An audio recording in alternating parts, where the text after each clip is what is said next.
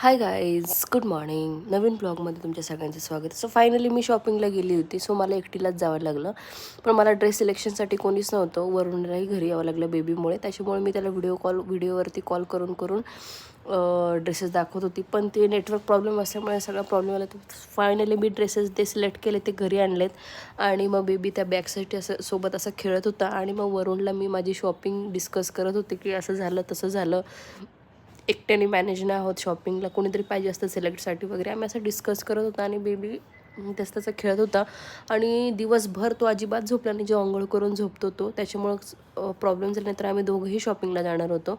आणि हा डायरेक्टली 5 वाजता झोपला संध्याकाळी, आणि मग 8, 8:30, 9ला उठला.